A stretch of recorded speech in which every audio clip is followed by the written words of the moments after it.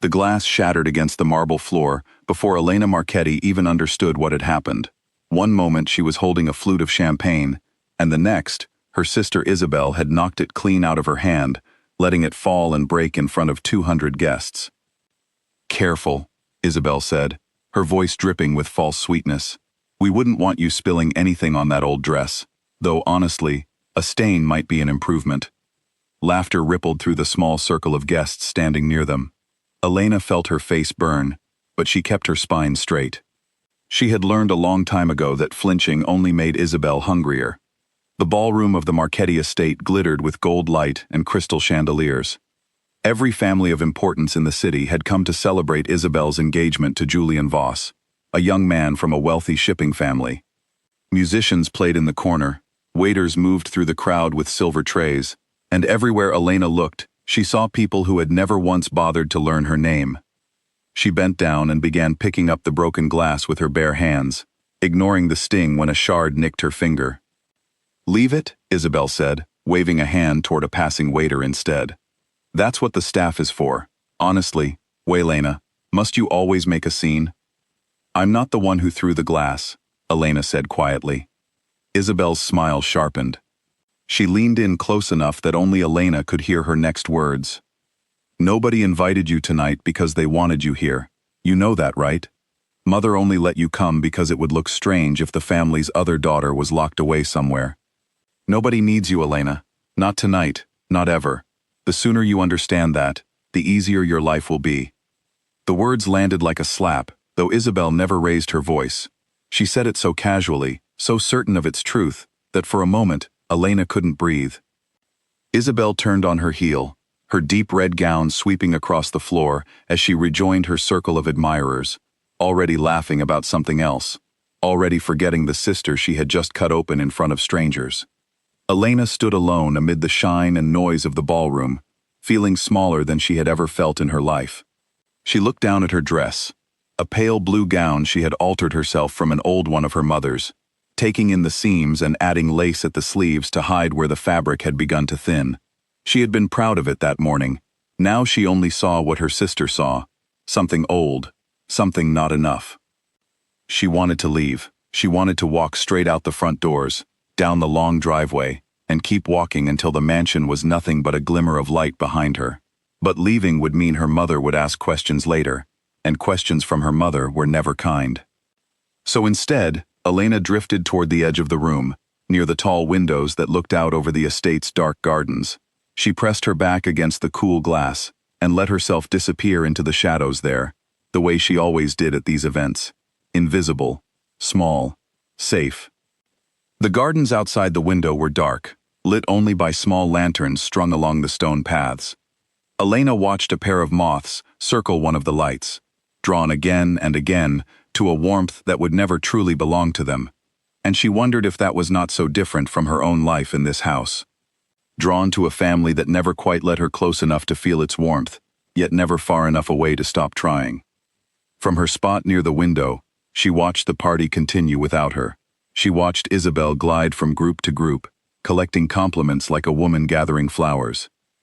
She watched her parents stand near the entrance, greeting guests with practiced warmth, a warmth Elena rarely saw directed at herself. She watched Julian Voss, Isabel's fiancé, laugh a little too loudly at something one of his friends said, his eyes darting more than once toward a woman who was not his bride-to-be. Nobody in the room seemed to notice Elena at all. That was how it had always been. Isabel was the daughter who mattered, the one who would carry the family's name forward, the one whose marriage would strengthen alliances and secure fortunes. Elena was simply the other one, the spare, the reminder that not every daughter could shine. She had stopped trying to compete for attention years ago. It had taken her a long time to understand that some battles could not be won, only endured. So she endured. She kept her head down, she made herself useful in small, quiet ways, and she waited for the day she might finally be free of this house and its judgments. She remembered being 12 years old, standing at the bottom of the staircase in a dress she had been so proud of, waiting for her mother to notice her before a holiday dinner. Her mother had walked straight past her to fuss over a loose thread on Isabel's sleeve, and Elena had learned, in that quiet moment, exactly how much space she was allowed to take up in her own home. Not much. Just enough to exist without causing trouble. She had carried that lesson with her ever since, folding herself smaller each year, until she sometimes wondered if there was anything left of her that wasn't shaped by other people's indifference. That was when the room changed. Elena felt it before she understood it, a shift in the air, a ripple that moved through the crowd like a stone dropped into still water. Conversations near the entrance faltered, heads turned. The orchestra, so confident a moment before, seemed to play just slightly softer, as if even the musicians had noticed something worth quieting for. A man had entered the ballroom. He was tall, dressed in a black suit, so perfectly tailored, it seemed to have been made for no one else in the world. He moved through the crowd without hurry, without hesitation, the way a man moves when he has never once doubted his welcome anywhere he goes. His dark hair was combed back neatly, and his jaw held a sharpness that made him look carved rather than born. Elena did not know his face, but she knew, in the way a person simply knows certain things, that this was Dante Rossi. Everyone knew the name, even if few had ever seen the man attached to it. Dante Rossi controlled more of the city's shipping routes than any other single family, though nobody said the word controlled out loud in polite company. They spoke instead in careful phrases, in words chosen to avoid naming what everyone understood plainly: business interests, private security, family affairs. The truth sat underneath those words like a blade beneath silk, and everyone in that ballroom knew exactly what it meant to have a man like Dante Rossi walk through their door. Her father crossed the room quickly to greet him, his smile a fraction too wide, his handshake a fraction too eager. Elena watched from her shadowed corner as her father spoke rapidly, gesturing toward the crowd, clearly trying to steer Dante toward Isabel, toward the engagement being celebrated, toward whatever benefit her father hoped to gain from the introduction. Dante listened politely enough, nodding at the right moments, but his eyes did not stay on her father for long. They moved instead across the room, scanning the crowd the way a man scans a room he does not fully trust, cataloging exits, faces, small details others might miss. And then his eyes found Elena. She froze. There was nowhere to hide, no way to disappear further into the shadows without it looking obvious that she was trying to. So she simply stood there, her heart hammering, and let herself be seen for the first time all night. Dante did not look away. He said something brief to her father, something that made her father's smile falter slightly, and then he began walking. Not toward Isabel, not toward the crowd gathered near the center of the room, all of them eager to be noticed by a man of his standing. He walked directly toward the window where Elena stood, cutting a clean path through the party, as if the other guests were simply obstacles to be moved around. Whispers followed him like a current. Elena saw heads turning, saw Isabel's laughter falter as she noticed where Dante was headed, saw her sister's confusion bloom into something colder as she realized he was not walking toward her. He stopped in front of Elena, close enough that she had to tilt her head back slightly to meet his eyes. Up close, he was even more striking than she had realized, his features carrying both elegance and a kind of quiet danger, like a blade wrapped in fine cloth. "You look like you'd rather be anywhere else," he said. His voice was low, calm, without any of the performance she had heard in every other voice that night. Elena's throat felt tight. Is it that obvious? Only to someone paying attention. His eyes held hers steadily. Most people in this room are performing. You're the only one who isn't. She didn't know what to say to that. Nobody had ever said something like that to her before, had ever suggested that her quiet, her stillness, might be worth noticing, rather than something to be ashamed of. "I'm Dante," he said, though she suspected he knew she already recognized the name. "Elena," she offered. "Marchetti," he added, and something flickered behind his eyes, something she couldn't quite read. "The younger daughter. The spare, some people call it," she said before she could stop herself, the bitterness slipping out despite her best efforts to keep it hidden. Something shifted in his expression, a tightening around his jaw that suggested he had heard the exchange between her and Isabel earlier, or perhaps simply understood the dynamic without needing to witness it directly. "Dance with me," he said. It wasn't quite a question. Elena glanced across the room, where Isabel stood frozen, watching them with an expression Elena had never seen on her sister's face before. Not amusement, not condescension, something closer to disbelief, and beneath that, something sharper. "I don't think," Elena started. "You don't need permission," Dante said gently, as if he understood exactly what she had been about to say, exactly whose approval she had been about to seek out of habit. "Not from anyone in this room." He extended his hand. Elena looked at it for a long moment. She thought about her sister's words from earlier, about nobody needing her, about the sooner she understood that, the easier her life would be. She thought about all the years of standing in corners, of being overlooked, of making herself smaller, so she wouldn't be a burden or an embarrassment to anyone. And then she thought about how, for the first time in longer than she could remember, someone had crossed an entire room full of people who mattered, past 100 faces eager for his attention, and chosen to stop in front of her instead. She placed her hand in his. His fingers closed around hers, warm and certain, and he led her toward the center of the floor. As the orchestra shifted into a slower song, the crowd parted around them, murmurs rising like a tide, but Elena barely heard any of it. She was aware only of the hand at her waist, the steadiness of his gaze, and the strange, unfamiliar feeling of being seen. They began to dance, and for the length of that song, the ballroom and its 100 watching eyes seemed to fall away entirely. Elena forgot about her mended dress, about the shard still stinging faintly in her finger, about the words her sister had spoken only minutes before. She forgot, for just a moment, that she was supposed to be invisible. Dante moved with an ease that made her feel, despite her nerves, safe in his hands. He didn't speak much as they danced, but his eyes stayed on her the entire time, steady and unhurried, as though the rest of the room genuinely did not exist for him. "Your sister is watching," he said quietly, after a while, a faint note of something like amusement in his voice. "She's always watching," Elena admitted, "usually to make sure I know my place." "And where is your place exactly?" Elena hesitated, unsure how to answer a question no one had ever asked her seriously before. "Small. Quiet. Out of the way." Dante's expression didn't change much, but something in his eyes sharpened, as if he found the answer unacceptable in some deep, quiet way. "That's not a place," he said. "That's a cage someone built for you. There's a difference." The song ended before Elena could find a response. The final notes faded, and the dancers around them began to separate, applauding politely, resuming their conversations. But Dante didn't step back immediately. He kept her hand in his, a moment longer than the dance required, and when he finally released her, he inclined his head slightly, a small, deliberate gesture of respect that felt entirely foreign to Elena, who was used to being dismissed rather than acknowledged. "Thank you for the dance," he said. "Thank you for asking," Elena replied, and meant it more than she expected to.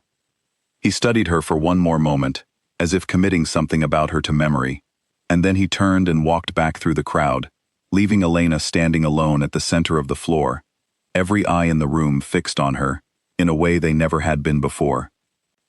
Isabel appeared at her side almost instantly, her expression carefully arranged into something pleasant, though her eyes were anything but. "What was that about?" Isabel asked, her voice tight and low. "I don't know," Elena said honestly, still trying to steady her own breathing. "He asked me to dance."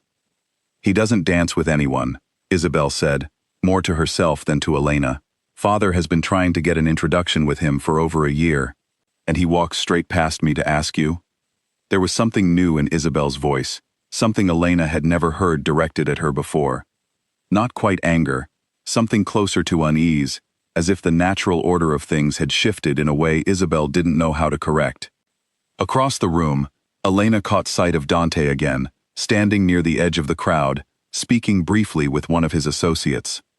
As if sensing her gaze, he looked up, and for just a moment, their eyes met again across the distance. He didn't smile. He didn't need to. Something in the steadiness of his gaze told Elena that whatever had just happened between them was not a passing moment, not a small kindness extended to a wallflower out of politeness. It was the beginning of something, though Elena could not yet have said what. For the rest of the evening, she felt the weight of that gaze even when he was no longer looking at her, a warmth settling somewhere beneath her ribs that had nothing to do with the champagne she hadn't finished, or the music still playing in the background. For the first time in years, walking through her own family's ballroom, Elena did not feel invisible. She felt seen. And though she did not yet understand what that would come to cost her, or what it would come to give her, she understood one thing, with sudden and startling clarity, as she watched Dante Rossi disappear through the crowd toward the exit. Her sister's words from earlier that night, the ones meant to wound her, the ones meant to remind her of her place, no longer felt entirely true. Somebody had needed her tonight. Somebody had crossed an entire room to prove it. Later, as the guests began to thin and the musicians packed away their instruments, Elena slipped out onto the terrace for a moment of quiet air. The cool night settled over her shoulders like a blanket, and she leaned against the stone railing, looking out over the dark shape of the gardens below. Her hands were still trembling slightly, though whether from nerves or something else entirely, she could not say. Footsteps sounded behind her, and for one wild moment she thought Dante had returned. But it was only her mother, her expression unreadable in the dim light spilling from the ballroom windows. "You danced with Dante Rossi," her mother said, not quite a question. "He asked," Elena said carefully, unsure what reaction to expect. Her mother studied her for a long moment, something calculating flickering behind her eyes, an expression Elena recognized from years of watching her mother assess every situation for its potential use. "Be careful, Elena. Men like that do not cross rooms without reason. Whatever his reason was tonight, you would be wise to understand it before you let yourself enjoy it too much." It was, Elena realized as her mother turned and walked back inside, the longest conversation the two of them had shared in months. And even now, even in this rare moment of her mother's attention, the words had not been kindness, they had been warning. Elena remained on the terrace a while longer, watching the lanterns flicker in the garden below, turning her mother's words over in her mind.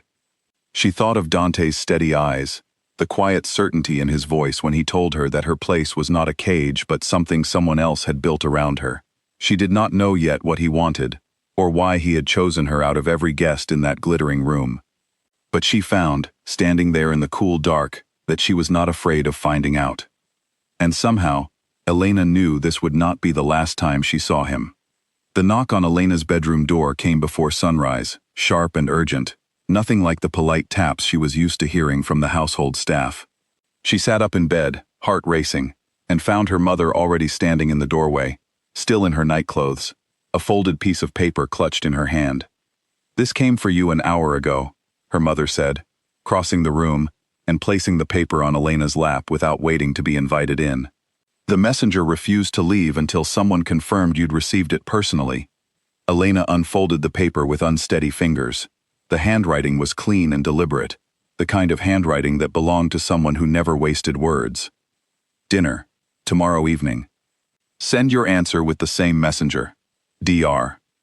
There was no address, no further explanation, only an initial that Elena did not need explained to her.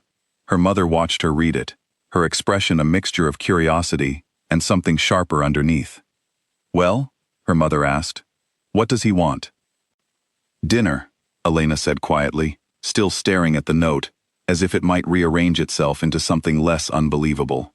Her mother's hands folded together in front of her, and for the first time in longer than Elena could remember, her mother looked at her the way she usually looked at Isabel. With interest, with calculation. "You must go, of course," her mother said, already moving toward the door, already planning. "A man like Dante Rossi does not extend invitations lightly. This could be very good for the family, Elena. Very good indeed." Elena felt something twist uncomfortably in her chest. It was strange, hearing her mother speak with such sudden enthusiasm about her, when only weeks ago Elena's presence at family gatherings had been treated as an afterthought at best.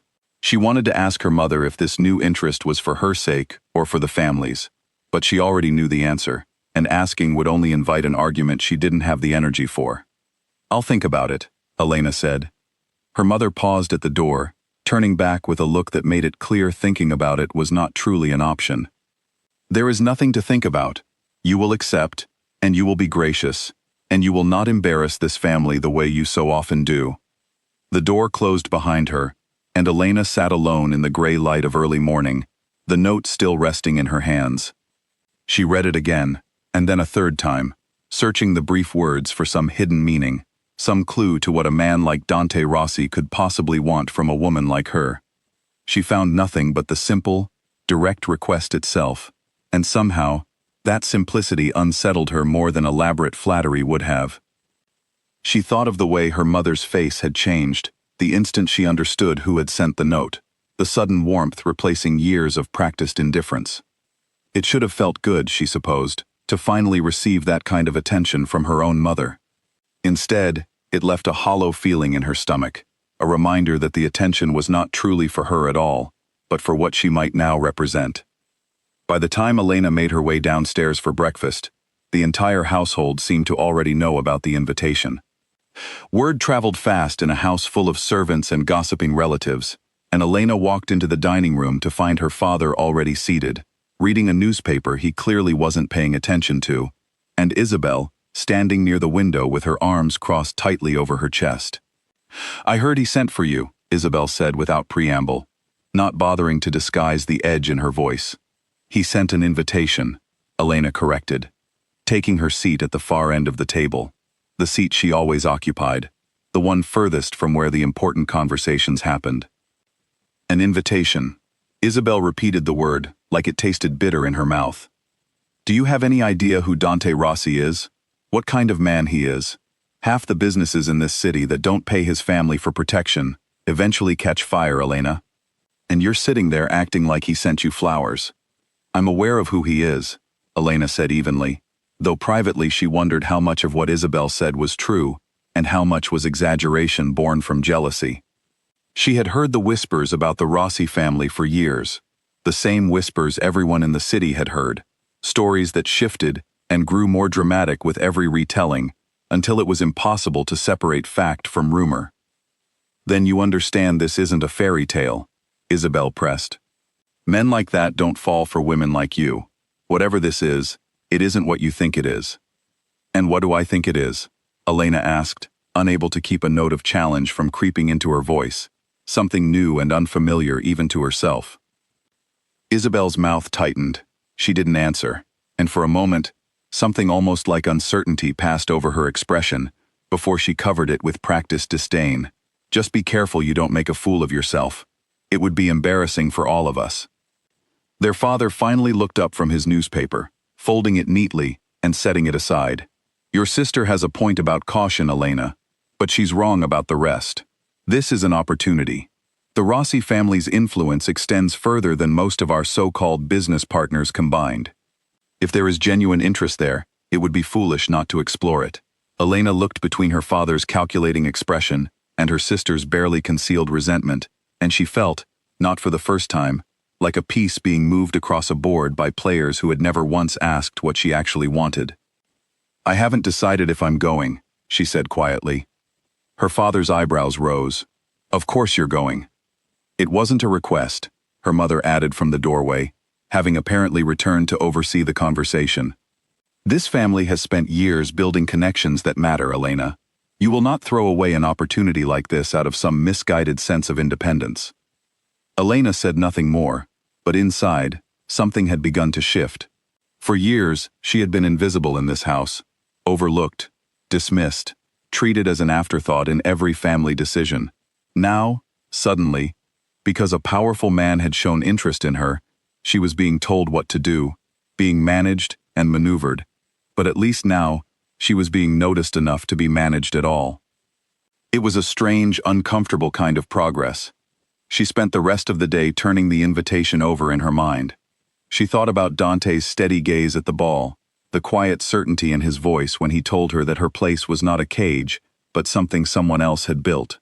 She thought about the warmth that had spread through her chest when he chose her, when he crossed an entire room full of people who mattered to stand in front of the one person who felt like she never had.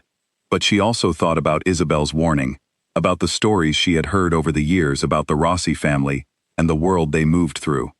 A world of danger, dressed in fine suits, of violence hidden beneath polished manners. She would be foolish to walk into that world without understanding what she might be walking into. By evening, Isabel's campaign had shifted from open mockery to something quieter and more calculated. Elena found small comments left in her path throughout the day, comments dressed as concern but carrying poison underneath. A remark to a cousin, loud enough for Elena to overhear, about how desperate some people became for attention. A pointed story at dinner about a distant acquaintance who had gotten involved with dangerous men and disappeared entirely from polite society within a year. Later that afternoon, Elena passed by the study and overheard Isabel speaking in hushed, urgent tones to someone on the telephone. She caught only fragments through the half-closed door, something about a meeting that needed to stay quiet, about numbers that didn't add up the way they should. Isabel's voice carried none of its usual confidence in that moment, and when she noticed Elena standing in the hallway, she slammed the door shut so quickly that the sound echoed through the corridor. Elena thought little of it at the time, too distracted by her own turning thoughts about the invitation, but she would remember that hushed, anxious voice later, when everything about her sister's engagement began to unravel. Elena understood what her sister was doing. Isabel had spent her entire life as the center of the family's attention, and the sudden shift, even this small one, threatened something in her that she wasn't willing to examine too closely. It was easier for Isabel to paint Elena as foolish and naive than to consider that a powerful man had looked past her, the family's favored daughter, and chosen someone else entirely. That night, lying awake in her bed, Elena made her decision. She rose, lit a small lamp, and wrote a short reply on a fresh sheet of paper. "I accept." She folded it carefully and left it with the household messenger before she could talk herself out of it. The following evening arrived faster than Elena expected. She spent hours deciding what to wear, finally settling on a simple dark green dress that had belonged to her grandmother, one of the few pieces of clothing in her wardrobe that felt entirely her own, rather than a hand-me-down altered to fit. A car arrived precisely on time, sleek and black, driven by a quiet man who opened the door for her without a word, and drove through the city streets with the practiced ease of someone who had made this exact drive many times before. The restaurant Dante had chosen was not what Elena expected. She had imagined something grand and ostentatious, a place designed to intimidate, but instead, she found herself led into a small, quiet establishment, tucked away on a side street, the kind of place that seemed to exist entirely outside the notice of the city's fashionable crowd. Only a handful of tables occupied the dim, warmly lit room, and Dante was already seated at the one furthest from the door, a position that gave him a clear view of the entire space. He rose when she entered, a small gesture that struck Elena as oddly formal for a man of his reputation. "You came," he said, and there was something in his voice that sounded almost like relief. Though it vanished so quickly, she wondered if she had imagined it. "You seem surprised," Elena said, taking the seat he offered. "I've learned not to expect anything from anyone," he said simply. "It saves time." They ordered, and for a while, conversation moved carefully between them, testing the edges of what was safe to discuss.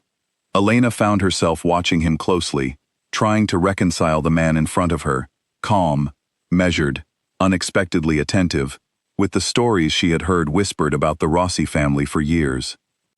"You're wondering if the rumors are true," Dante said eventually, watching her over the rim of his glass, apparently reading her thoughts with unsettling accuracy.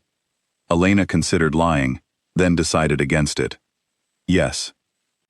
"Some of them," he admitted, without hesitation, without the defensive edge she had expected. "Not all of them. People tend to exaggerate what they don't understand, and they understand very little about the world I come from." "That's not exactly reassuring," Elena said. "No," he agreed. "But it's honest. I'd rather give you something true than something comfortable." There was a directness to him that Elena found she liked, despite herself. In a life surrounded by people who spoke in careful half-truths, designed to manage and manipulate, Dante's bluntness felt almost like a relief. "Why me?" she finally asked, the question that had been sitting at the back of her mind since the moment he crossed the ballroom floor toward her. "You could have any woman in that room. Why walk straight past all of them to talk to the one nobody else wanted to talk to?" Dante set down his glass, his expression growing serious in a way that made Elena's breath catch slightly. "Because everyone else in that room was performing for me," he said, smiling because they wanted something, laughing because they thought it would please me. "You were the only person there who looked like she wanted to disappear entirely. That kind of honesty is rare in my world, Elena. I noticed it the moment I walked through the door. That's a strange reason to ask someone to dance, she said, though something warm had begun to unfurl in her chest at his words. Maybe, he said, but it's the truth. And what do people usually want from you? Elena asked, when they perform the way you described. Dante gave a short, humorless laugh, the kind that carried no real amusement in it at all. Money, mostly. Protection, sometimes information they think they can trade for favor. Everyone wants something, Elena. It's the first thing you learn in my world, and it's the thing that makes an honest conversation feel like finding water in a desert. Is that what this is? She asked. An honest conversation? I'd like it to be, he said, if you're willing. She studied him across the table, the candlelight catching the sharp lines of his face, softening them slightly, and found herself believing him, despite every warning her sister and mother had offered. Then ask me something honest. He considered her for a long moment. What do you want, Elena? Not what your family wants for you, not what you think you should want. What do you actually want? For yourself. The question startled her, mostly because she realized, sitting there in the quiet restaurant, that she did not have a ready answer. No one had ever asked her that before, not once in 23 years of living in a house that saw her as an afterthought. I don't know, she admitted quietly. I think I stopped letting myself want things a long time ago. It was easier that way. Wanting something meant risking the disappointment of not getting it, and I already had enough disappointment to carry. Dante's expression softened, something almost tender passing behind his dark eyes. Then maybe it's time you started again. They talked for hours after that, longer than Elena had intended to stay, the conversation drifting from careful, guarded exchanges into something easier, something that almost felt like the beginning of trust. He asked about her life, and she found herself telling him things she had never said aloud to anyone, about her sister's cruelty, about years of being overlooked in her own home, about the quiet, constant ache of never quite mattering enough. He listened without interrupting, without offering the empty sympathy she usually received from people who didn't actually care to understand. When she finished, he was quiet for a long moment. You've spent your whole life being told you're not enough, he said finally. By people who never once tried to see what you actually are. Elena felt tears threaten unexpectedly, and she blinked them back, unwilling to cry in front of a man she barely knew, in a restaurant full of quiet strangers. And what do you think I am? She asked, her voice barely above a whisper. Dante studied her for a long moment, his dark eyes steady and unflinching. Someone worth crossing a room for, he said. I meant that the night I met you, and I still mean it now. By the time the car dropped Elena back at her family's estate late that night, something inside her had shifted permanently. Some old, familiar wall she had spent years building around herself, beginning, ever so slightly, to crack. She walked up the stairs to her room in the quiet darkness of the sleeping house, and for the first time in longer than she could remember, she did not feel invisible. She felt like someone worth choosing. She paused at her window before finally settling into bed, looking out over the dark gardens below where, only 2 nights earlier, she had stood turning her mother's warnings over in her mind. So much had changed already, and yet the house around her remained exactly the same, full of the same cold calculations, the same careful maneuvering dressed up as concern. She wondered how long she could stand between these two worlds, the one that had shaped her into someone small and quiet, and the one Dante seemed to believe she could grow into if she simply let herself. She did not have an answer yet, but for the first time in years, she found she was not afraid to look for one. And somewhere deep inside her, beneath the caution her sister had tried to plant and the warnings her family had offered, a small, stubborn hope began to grow. The scream tore through the Marchetti house just after midnight, sharp enough to jolt Elena from sleep and send her running barefoot into the hallway before she had even fully registered the sound. She found Isabel standing in the doorway of the study, her hand pressed against her mouth, staring at an open envelope on the desk as though it might bite her. Isabel? Elena approached carefully, unsure what she would find. What happened? Her sister turned, and for the first time in Elena's memory, Isabel's carefully composed face had completely fallen apart. Tears streaked her cheeks, and her hands trembled as she gestured toward the letter on the desk. "Julian," Isabel said, her voice cracking. "He's been meeting with the Castellano family. Behind my back, behind Father's back. He's been negotiating a better arrangement with them for months." Elena picked up the letter, scanning the contents quickly. It was written in careful, formal language, but the meaning underneath was unmistakable. Julian Voss had been courting a deal with a rival family, using his engagement to Isabel as leverage to secure better terms, with every intention of breaking the engagement the moment something more advantageous presented itself. "I'm sorry," Elena said, and she meant it, despite everything. Whatever cruelty existed between them, she would not have wished this humiliation on her sister. Isabel's eyes snapped up, sudden fury replacing the shock. "Sorry? This is your fault." "My fault?" Elena stared at her, genuinely confused. "I had nothing to do with this." "Everything changed the moment Dante Rossi crossed that ballroom for you," Isabel spat. "Julian saw it. Everyone saw it. Suddenly the Marchetti family wasn't valuable enough on its own anymore. Not when the daughter he was marrying wasn't even the one drawing attention from the most powerful man in the city. He started looking elsewhere the very next week." "That's not fair," Elena said quietly, though a small, treacherous part of her wondered if there was some truth buried in Isabel's accusation. "Nothing about this is fair," Isabel said, gathering the letter with shaking hands. "I've spent my entire life being exactly what this family needed me to be, and the moment you become interesting, everything I built falls apart."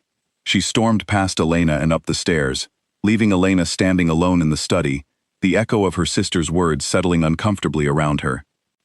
Elena sat down slowly on the small settee near the study window, still holding the letter, rereading the elegant, cruel handwriting until the words blurred together.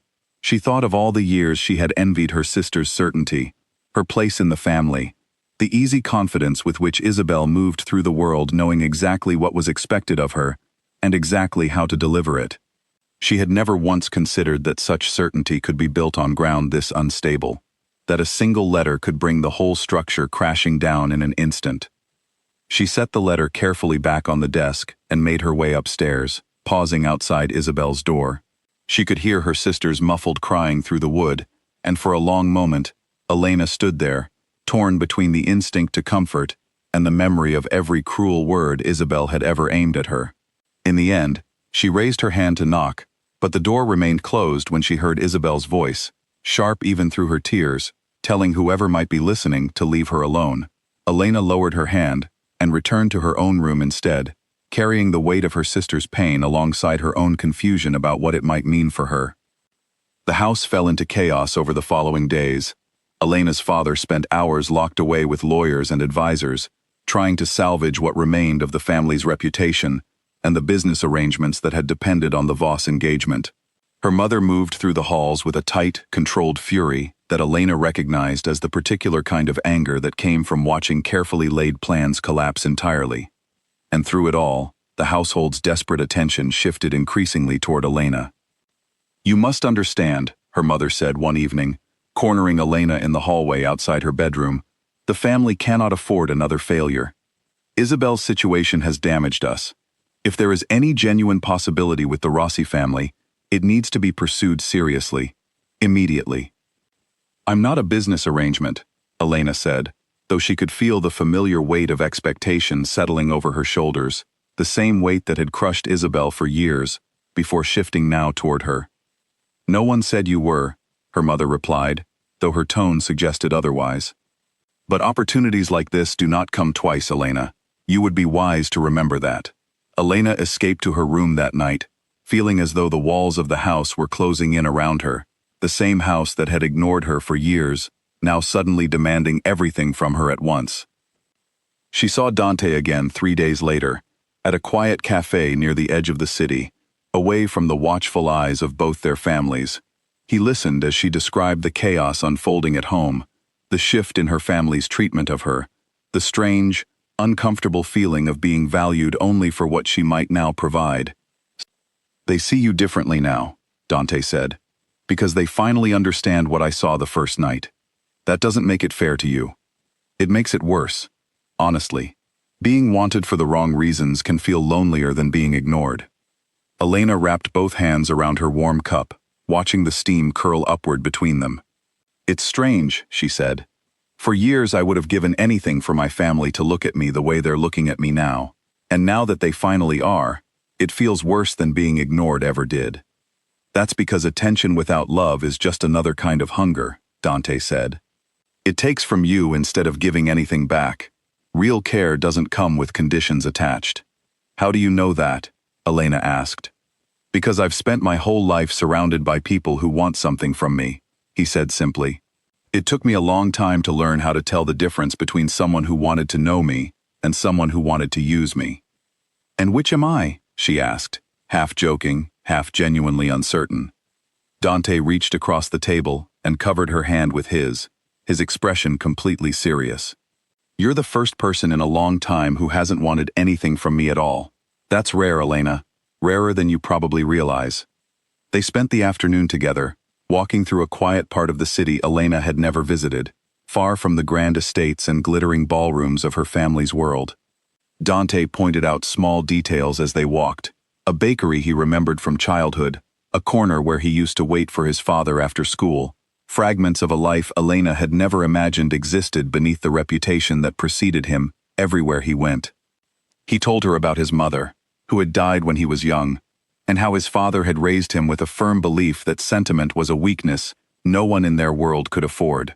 Elena listened, hearing beneath his measured words the same quiet loneliness she recognized so well in herself, dressed differently, but rooted in the same soil, the ache of a child who had learned early that love in their family came wrapped in expectation, rather than freely given. "Did you ever resent him for that?" Elena asked. "Your father, I mean, for teaching you that." "For a long time," Dante admitted. "I don't anymore. Not really. He gave me what he thought I needed to survive in a world that doesn't forgive weakness easily. I understand why he did it. That doesn't mean I want to raise anyone else the same way." "You're not what I expected," she admitted, as they paused near a small park, watching children play near a fountain. "Neither are you," he said. "Everyone told me the Marchetti daughters were exactly alike. Beautiful, ambitious, calculating.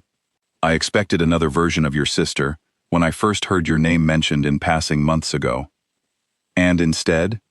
Instead, I found someone who apologizes for things that aren't her fault, and worries more about her sister's humiliation than her own opportunity," he said. "That's not calculating, Elena. That's kindness. It's a rare thing to find intact in people who've been treated as badly as you have." Something about the way he said it, plain and unadorned, without any attempt to flatter her, made Elena's chest ache in a way she didn't fully understand. She had spent so long believing herself unworthy of notice that she had never considered the possibility that her quiet kindness, the very thing her family dismissed as weakness, might be seen by someone else as strength. They continued walking as the afternoon light softened into evening, and Elena found herself talking more freely than she had in years, describing small memories from her childhood, moments of loneliness she had never shared with anyone, dreams she had buried so deep she had nearly forgotten she once had them. "I used to want to travel," she admitted at one point. "When I was younger, before I understood my place in the family, I used to imagine seeing the places in the books I read, distant cities, mountains, oceans, I'd never seen in person." "What happened to that dream?" Dante asked. "Isabel needed a companion for her studies abroad instead. It made more sense for the family to send her. I stayed home." "Of course you did," Dante said, and there was something bitter in his voice, an anger on her behalf that Elena had never heard directed toward her family before, not even from herself. "Because somewhere along the way, everyone in your life decided your dreams mattered less than everyone else's." Elena didn't have a response to that. She simply walked beside him in silence, feeling, for reasons she couldn't fully articulate, less alone than she had in years. "If you could go anywhere now," Dante said after a while, "where would you choose?" Elena thought about it seriously, surprised by how difficult the question felt after years of never being asked it. The coast, maybe. Somewhere with cliffs and old stone towns, where the streets are too narrow for cars, and everyone knows each other by name. "I read about a place like that once, years ago, and I never forgot it." "Then you should see it," Dante said simply, as though it were the easiest thing in the world, as though her entire life had not been built around the impossibility of wanting things for herself. "It's not that simple," Elena said, though a small, foolish hope flickered in her chest at the ease in his voice. "It can be," he said. "Nothing is stopping you except the voice in your head, telling you that you don't deserve it. That voice is wrong, Elena. It has always been wrong." She looked at him then, really looked at him, and felt something settle inside her that she hadn't felt in longer than she could remember. Not infatuation exactly, though there was certainly that too, but something steadier, something that felt dangerously close to trust. As evening settled fully over the city, Dante walked her back toward the car that would take her home. Before she climbed inside, he paused, studying her carefully in the fading light. "Whatever happens with your family," he said, "with the pressure they're putting on you now, I need you to understand something. I'm not interested in you because it would benefit your family, or because it would benefit mine. I crossed that room because something in you caught my attention that no one else in that ballroom possessed. That hasn't changed, and it won't change, regardless of what your mother or your sister decide to make of it." "Why does that matter to you?" Elena asked. "My family's approval or disapproval, I mean. Most men in your position would use it to their advantage." "Because I know what it feels like to be valued only for what you can provide," Dante said quietly. "My father built an empire and taught me from childhood that my worth was measured entirely by what I could contribute to it. I don't want that for you. I don't want to be one more person who sees you as useful rather than as someone worth knowing." Elena felt something in her chest loosen slightly, some tension she had carried for so long she had almost forgotten it was there. "Thank you," she said softly, "for seeing the difference." He reached up and gently tucked a strand of hair behind her ear, his fingers lingering for just a moment against her cheek. "You deserve far more than you've been given, Elena. I intend to make sure you finally get it." She returned home that night to find the house still simmering with tension over Isabel's broken engagement. Her parents locked in tense conversation behind closed doors, her sister nowhere to be seen. Elena climbed the stairs to her room quietly, unwilling to draw attention to herself amid the ongoing crisis, and sat by her window for a long while, thinking about everything Dante had said. For the first time in her life, someone had looked at her, not as a burden to be managed, not as a spare daughter useful only when the favored one failed, but as a person worth protecting entirely for her own sake. It was a feeling so foreign to her that she almost didn't trust it, half expecting it to dissolve the moment she looked at it too closely. But when she closed her eyes that night, she did not dream of her sister's cruel words, or her mother's calculating glances. She dreamed instead of quiet streets and warm hands, of a man who had crossed an entire room, simply because he saw something in her worth crossing for. Downstairs, unheard by anyone in the house, Isabel sat alone in the darkened study long after everyone else had gone to bed, staring at the broken engagement letter still crumpled in her hand. Whatever fury she had directed at Elena over the past days had begun, slowly and reluctantly, to curdle into something else entirely. A dangerous, desperate need to reclaim what she felt had been taken from her, by whatever means necessary. She thought of the whispered phone call she had overheard days earlier, the anxious voice that had betrayed the calm mask Isabel wore so carefully in public. Isabel had known, Elena realized slowly, sitting there in the dark. She had known something was wrong with Julian long before the letter arrived, and instead of confronting it, she had kept smiling, kept performing the role of the perfect bride-to-be, hoping the truth would somehow resolve itself before anyone else discovered it. Now that hope had collapsed entirely, and Isabel was left holding nothing but humiliation and a growing, bitter resentment toward the sister whose life seemed, for the first time, to be moving in a direction her own no longer was. Isabel folded the letter one final time and slid it into a drawer, wiping her eyes with the back of her hand. Whatever came next, she decided in that quiet, furious moment, she would not simply accept the diminishment that seemed to be settling over her. She would find a way to reclaim her place, whatever that required. And somewhere across the city, in an office overlooking the harbor his family had controlled for generations, Dante Rossi sat awake long into the night, thinking not of shipping routes or business rivals, but of a quiet woman with tired eyes, who had somehow, without meaning to, become the first thing in years he found himself unwilling to lose. The car pulled up beside Elena so quietly she almost didn't notice it until the door swung open and a man stepped out directly into her path, blocking the sidewalk in front of the small gallery where she had spent the afternoon. She had been walking home from a quiet exhibition, enjoying a rare hour of peace, away from the tension that had gripped her family's house since the collapse of Isabel's engagement, and the sudden appearance of the stranger sent a jolt of fear straight through her chest. "Elena Marchetti," the man said, his voice pleasant in a way that felt deliberately unsettling, like silk stretched too tightly over something sharp. "You're a difficult woman to find alone these days." "Who are you?" Elena asked, taking an instinctive step back, her heart hammering against her ribs.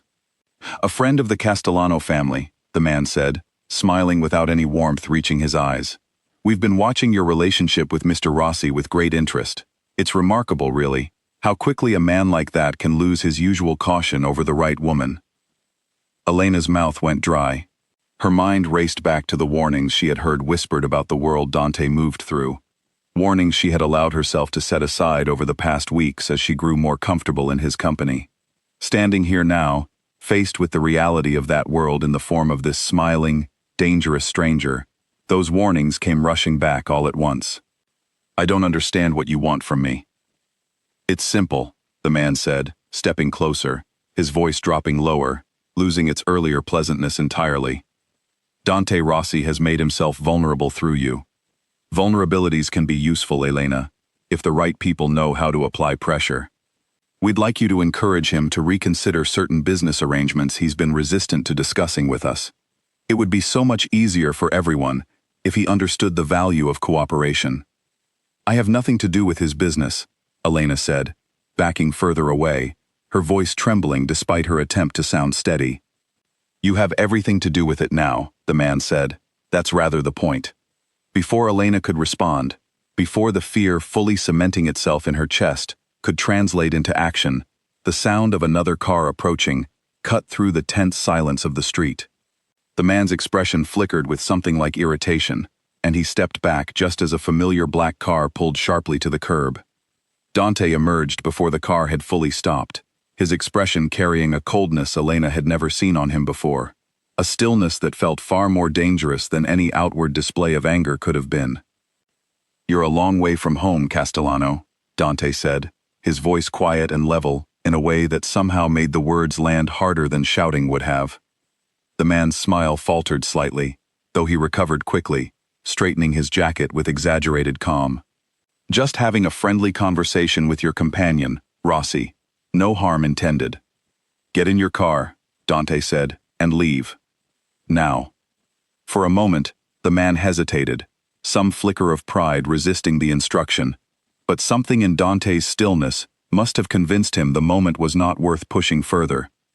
He offered a shallow, mocking bow toward Elena, climbed back into his car, and disappeared down the street as quickly as he had arrived. Elena stood frozen on the sidewalk, her legs suddenly unsteady beneath her, the adrenaline that had kept her upright during the confrontation draining away all at once. Dante crossed the distance between them in a few quick strides and caught her gently by the shoulders, his eyes searching her face with an intensity that made her breath catch. "Are you hurt?" he asked, his voice carrying none of the coldness he had directed at the stranger moments before. "No," Elena managed, though her voice shook. "He just wanted to talk. About you. About business you're apparently refusing to discuss with his family." Dante's jaw tightened, a muscle flexing sharply beneath his skin.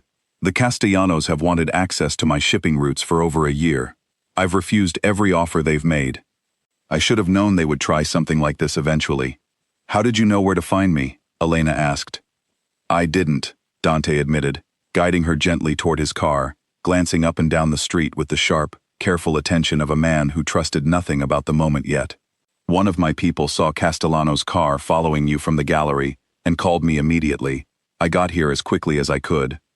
Once inside the car, safely away from the street, Elena finally allowed herself to fully process what had just happened. Her hands trembled in her lap, and Dante reached over without hesitation, covering them with his own, steady and warm despite the tension still radiating from him. "I'm sorry," he said quietly, This is exactly what I didn't want for you. Getting close to me was never supposed to put you in danger. You didn't do this, Elena said. He did. Whatever business disagreement you have with his family, that's not something you chose to bring onto me. It doesn't matter whose fault it is, Dante said, his voice tight with restrained anger. It matters that it happened. That man cornered you on a public street in broad daylight because he believed threatening you would be an effective way to reach me. That tells me exactly how far the Castellanos are willing to go, and it means I underestimated how much danger this puts you in, simply by being near me. What do they actually want? Elena asked. The shipping routes he mentioned. Is it worth all of this? Dante exhaled slowly, staring out the window at the passing streets. It's not really about the routes anymore, not entirely. The Castellanos have wanted a foothold in my family's territory for 2 generations. My father refused them, and I've refused them, and every refusal makes them more desperate to find some way to force my hand. Until today, they'd never tried to reach me through someone I cared about. That's a line they hadn't crossed before. And now that they have? Now everything changes, he said grimly. I won't let this go unanswered, and I won't let you become a tool they think they can use against me. Both of those things end today. Are you saying we should stop seeing each other? Elena asked, an unexpected ache blooming in her chest at the thought. Dante turned to look at her fully, his expression fierce in a way that startled her. No, I'm saying I need you protected properly, starting immediately. I should have arranged this the moment I first sent you that dinner invitation. I let myself believe I could keep the 2 parts of my life separate, and today proved how wrong that assumption was. Over the following days, Elena's world shifted in ways she hadn't fully anticipated. Dante arranged for quiet, careful security to accompany her whenever she left the house. Men who kept enough distance to avoid drawing attention, but remained close enough to intervene should anything happen. Her family noticed almost immediately, and the household filled with a new kind of tension, one built from genuine fear rather than simple social calculation. You've brought danger into this house, her father said one evening, his earlier enthusiasm for the match with Dante souring rapidly, now that the reality of his world had touched their lives directly. This is precisely the kind of complication I hope to avoid. I didn't ask for any of this, Elena said, exhausted by the constant shifting of her family's opinions, warm and welcoming one week, cold and accusatory the next, always depending on which version of the situation served their interests best. It doesn't matter what you ask for, her father replied. It matters what this family now has to manage. Isabel, surprisingly, said little during these tense conversations, though Elena caught her watching from doorways more than once, her expression unreadable, in a way that felt different from her earlier open hostility. There was something calculating behind her sister's eyes now, something Elena couldn't quite name, though she found herself too consumed by her own fear and uncertainty to examine it closely. One afternoon, Elena found Isabel sitting alone in the garden, staring blankly at nothing in particular, none of her usual restless energy visible in the slump of her shoulders. Elena hesitated, then sat down beside her, the 2 of them lapsing into an unfamiliar, almost peaceful silence. Are you afraid? Isabel finally asked, not looking at her. Yes, Elena admitted. Every time I leave the house now, I wonder if someone is watching. I used to think danger was something that happened to other people, Isabel said quietly. People who made poor choices, or trusted the wrong men. I never imagined it could reach into this house so easily.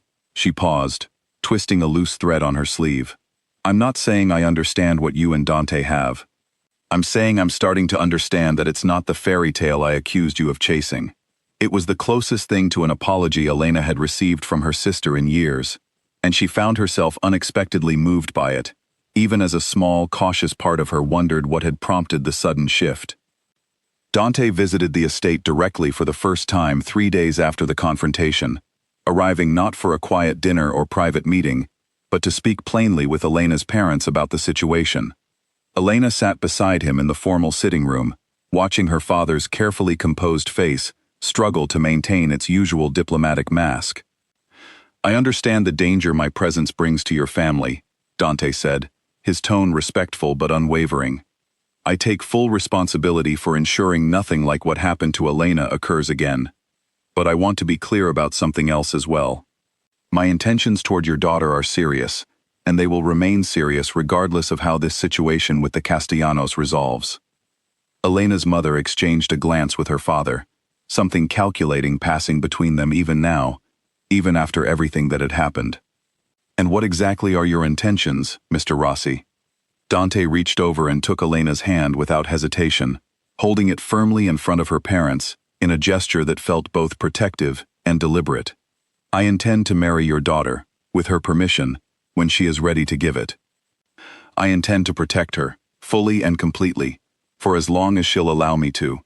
And I intend to make sure that whatever value this family assigns to her from this point forward has nothing to do with fear or opportunity, and everything to do with who she actually is. The room fell silent.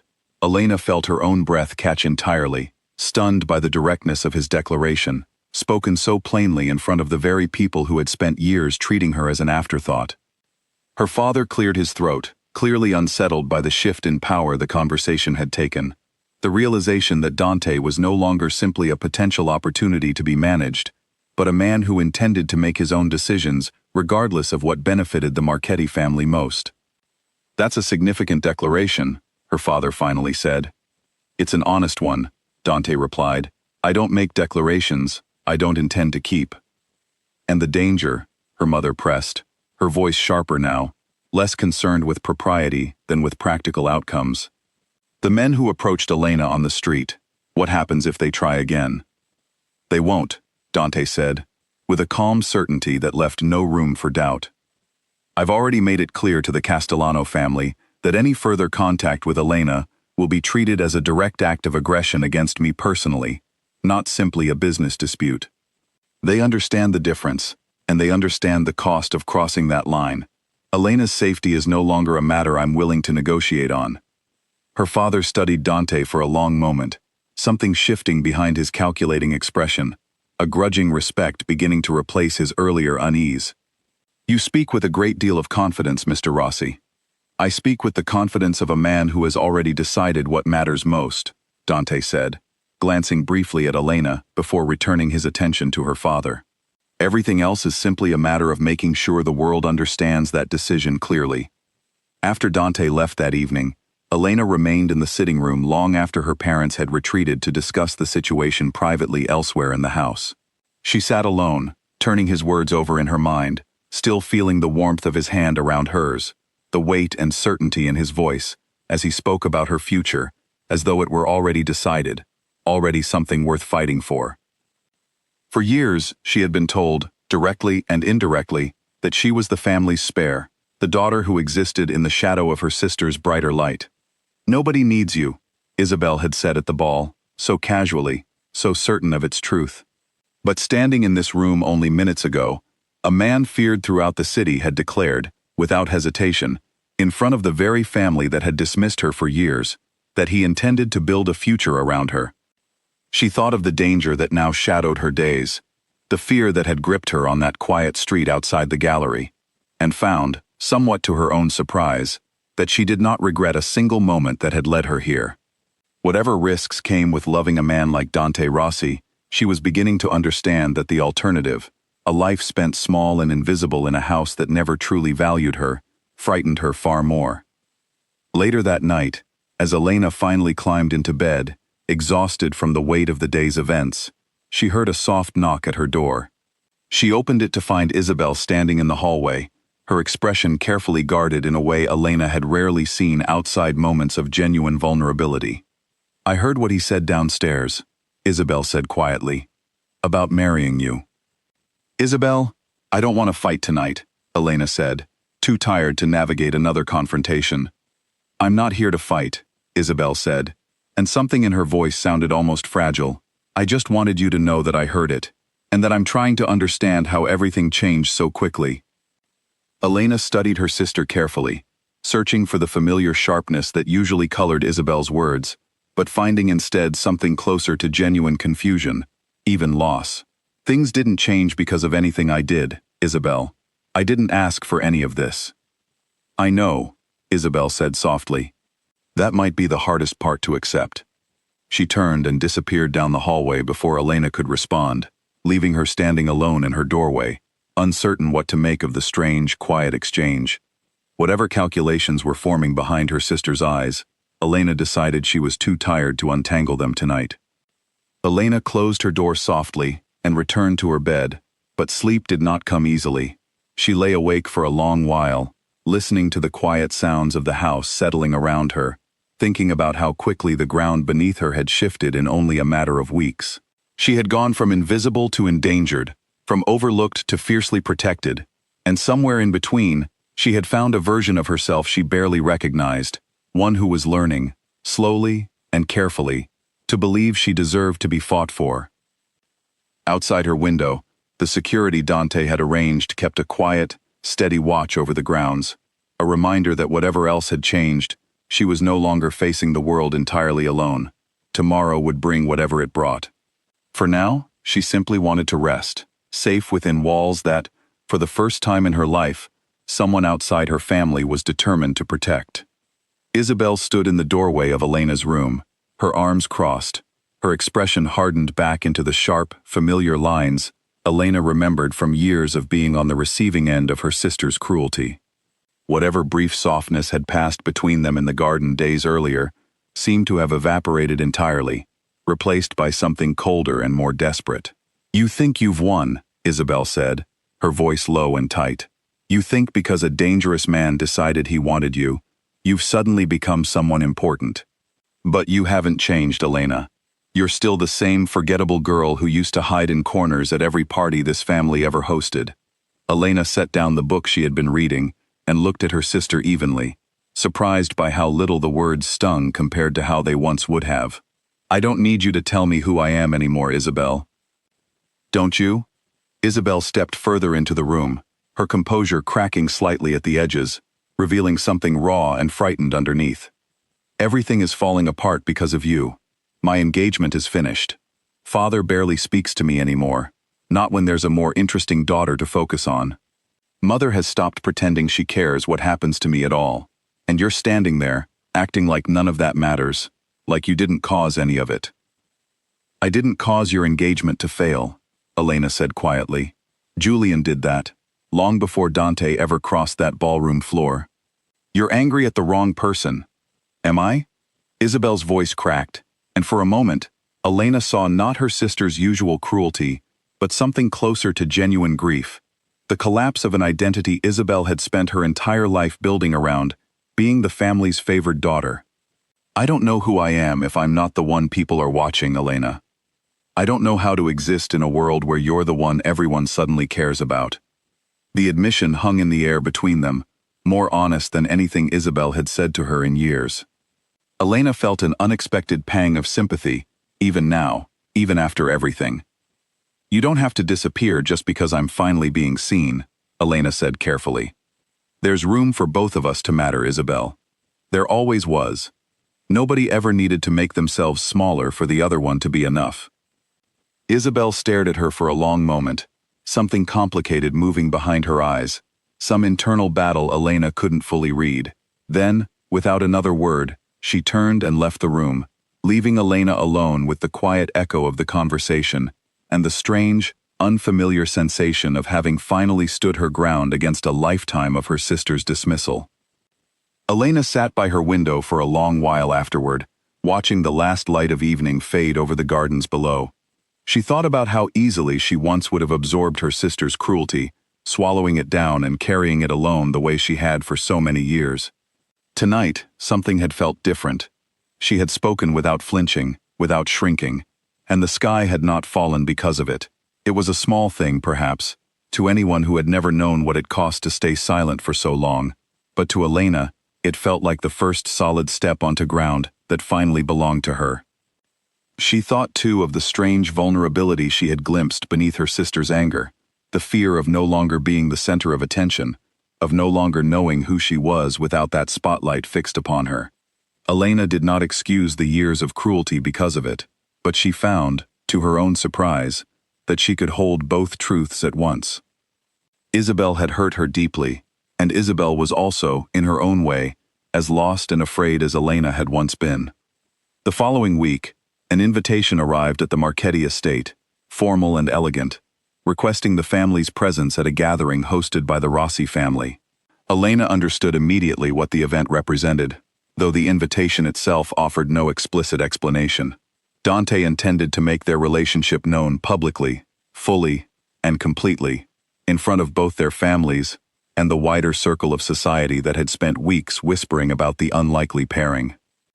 She spent the days leading up to the event, caught between excitement and a low, persistent nervousness that refused to fully settle.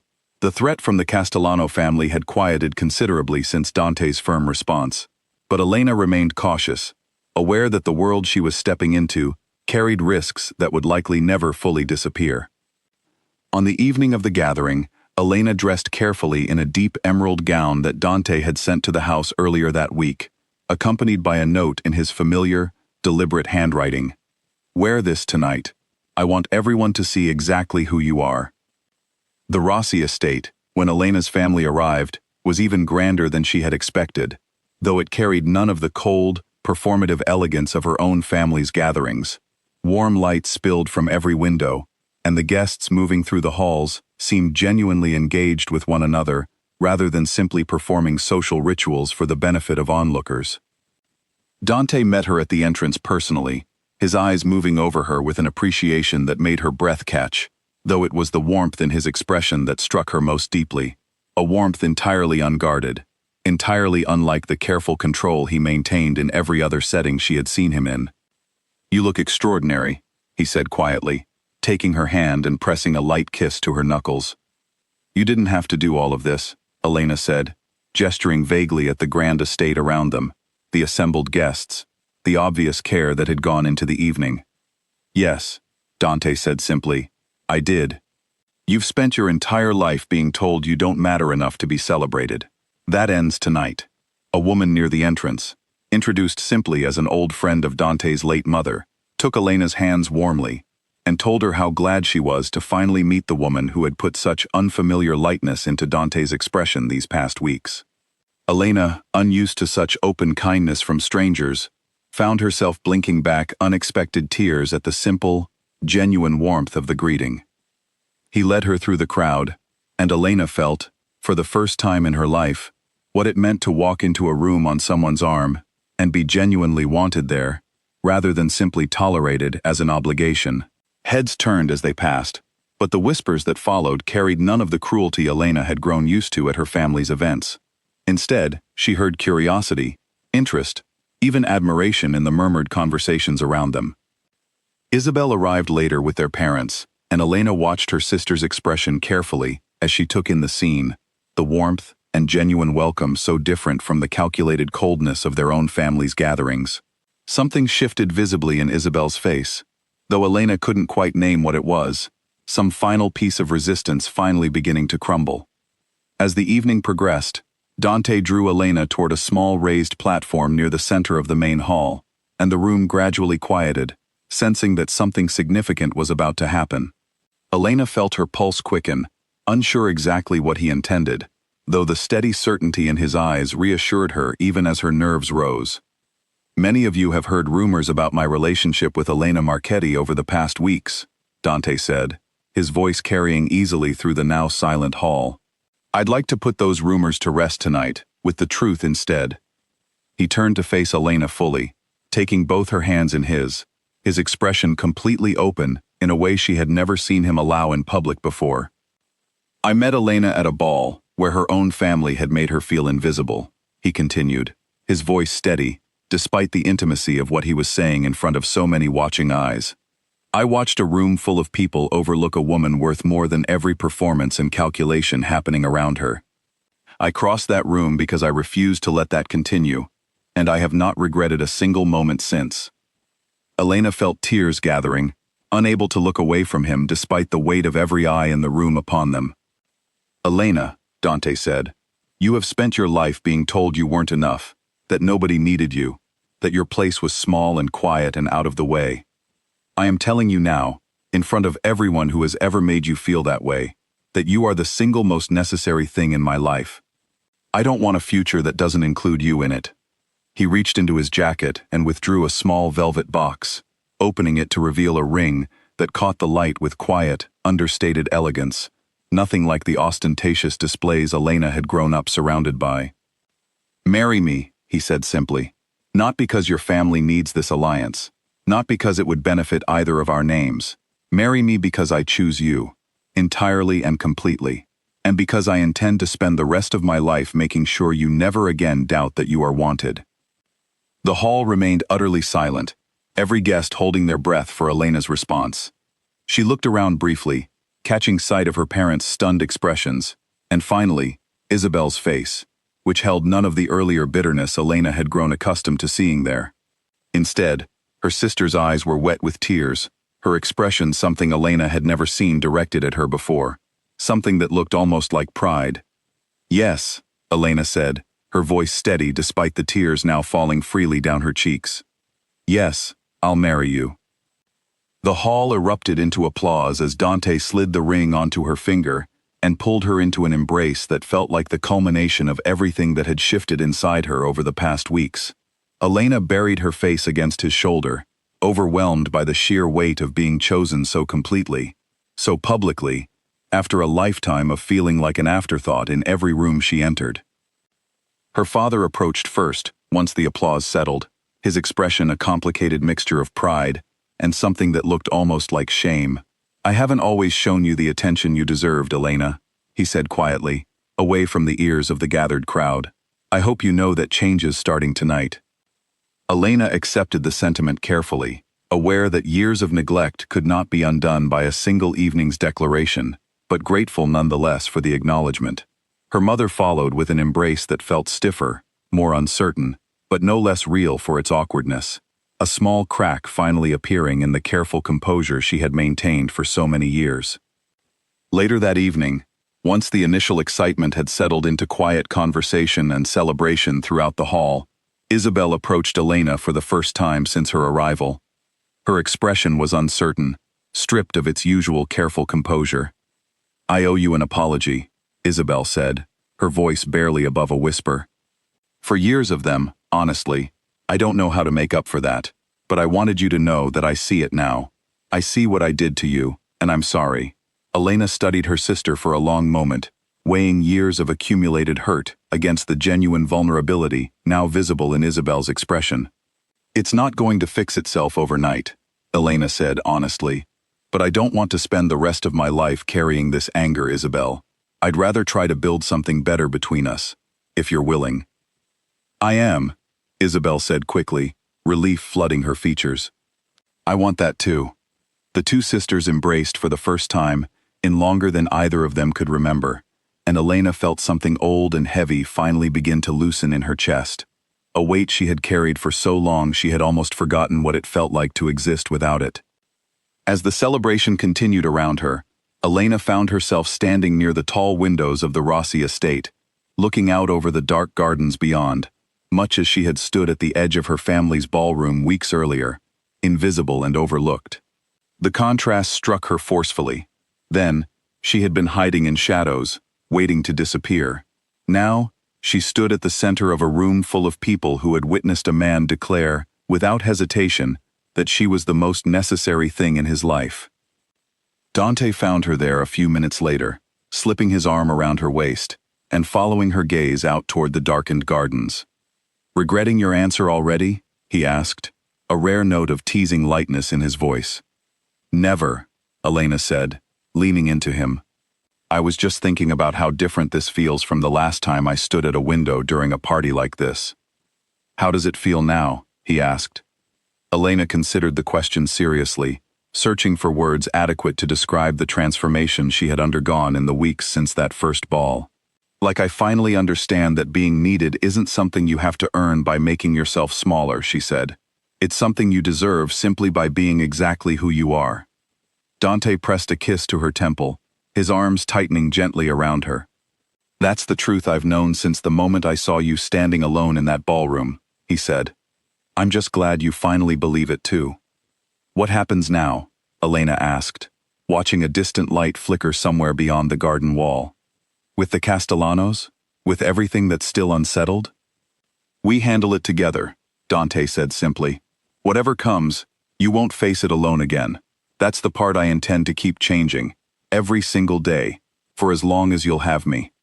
That sounds like a promise, Elena said softly. It is, Dante said, the only kind worth making. She turned in his arms to face him fully, memorizing the steady warmth in his eyes, the quiet certainty that had first drawn her to him across a crowded ballroom weeks ago. Whatever dangers still lingered at the edges of their world, whatever healing still remained unfinished within her own family, Elena found she could face all of it now, not because the fear had disappeared entirely, but because she no longer had to carry it alone. Outside, the gardens stretched dark and quiet, beneath a sky full of scattered stars, and inside, surrounded by warmth and celebration, and the promise of a future built on genuine choice rather than desperate obligation, Elena Marchetti finally understood what it meant to belong somewhere completely. She was no longer the spare daughter, overlooked and dismissed, hiding in shadows at the edges of rooms that never valued her presence. She was chosen, fully and without condition, by a man who had crossed an entire room simply because he refused to let her disappear.